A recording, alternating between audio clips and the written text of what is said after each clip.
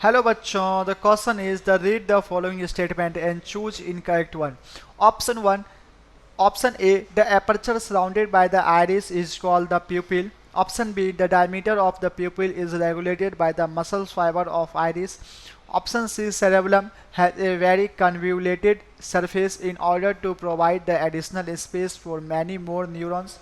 Option D, brain is covered by outer layer called dura mater, a very thick middle layer called arachnoid, and inner layer is called pyramiда. बच्चों, अब हम लोग अगर देखें एक एक स्टेटमेंट के बारे में पढ़ते हैं तो ये बोल रहा है the aperture surrounded by the iris is called प्यूपिल। क्या बोल रहा है बच्चों? The aperture surrounded by the iris is called प्यूपिल। बच्चों अगर हम लोग आई देखें तो आई में अगर हम लोग प्यूपिल के बारे में बात करें, तो प्यूपिल ये बीच में होता है और बाहर में क्या होता है बच्चों? आइरिस। क्या होता है बच्चों? आइरिस। और ये क्या होता है बच्चों? प्यूपिल। क्या होता है बच्चों? प्यूपिल।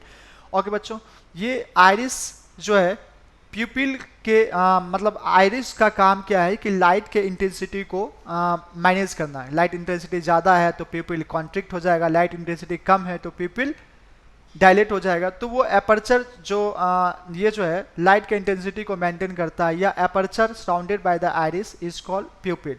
मतलब प्यूपिल के बाहर जो एपर्चर है उसको क्या बोलते हैं बच्चों? आइरिस बोलते हैं। तो ये स्टेटमेंट सही है। आगे बढ़ते हैं। The diameter of प्यूपिल is regulated by the muscle fibre of iris. Yes, जैसा कि मैंने बताया कि जो डायमीटर है प्यूपिल बड़ा होना छोटा होना इसको कौन रेगुलेट करता है बच्चों? आइरिस। तो ये भी सही है। अब हम लोग बच्चे नेक्स्ट स्टेज में पढ़े cerebellum has a very convoluted surface in order to provide an additional space for many neuron. जो देखो सेरेबेलम का जो बच्चों है ये cerebellum fine and skillful movement के लिए सेरेबेलम उसमें वर्क करता है, फाइन एंड स्किलफुल मूवमेंट के लिए। और इसका जो होता है बच्चों वेरी कन्वोल्यूटेड सरफेसेस से होता है ताकि बहुत सारे न्यूरॉन्स को एडिशनल स्पेस मिल सके उसमें रहने के लिए। तो बच्चों स्टेटमेंट सी भी कैसा है बच्चों? करेक्ट है।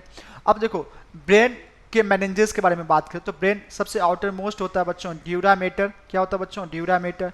उसके नीचे एरेक्नाइड। क्या होता है बच्चों? एरेक्नाइड। और इसके नीचे होता है बच्चों पिया मीटर। क्या होता है बच्चों? पाया मीटर।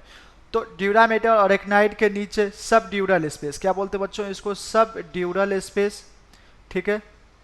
और एरेक्नाइड और पायामीटर के नीचे क्या बोलते हैं बच्चों? सब एरेक्नाइड स्पेस। सब एरेक्नाइड स्पेस। ओके बच्चों। और सब एरेक्नाइड स्पेस में क्या होता है बच्चों? CSF। और एरेक्नाइड स्पेस जो होता है बच्चों, ये एरेक्नाइड जो होता है ये काफी क्या होता है बच्चों? थिन होता है। कैसा होता है बच्चों? थिन होता है। और ड्यूरामीटर कैसा होता है बच्चों? Outer layer. और पायामीटर कैसा होता है? सबसे इनर मोस्ट लेयर। तो बच्चे अब हम लोग पढ़ते हैं brain is covered by an outer layer called dura mater. Yes, सही है। A very thick middle layer is called arachnoid and inner layer is pyramid. देखो बच्चों इनर लेयर पिरामिड ठीक है, लेकिन मिडिल लेयर जो एरेक्नाइड होता है वो थिक नहीं होता बच्चों, ये कैसा होता है? थिन। तो ये स्टेटमेंट कैसा है? इनकरेक्ट है। और हमसे पूछा भी है इनकरेक्ट, तो बच्चों ऑप्शन डी इज करेक्ट।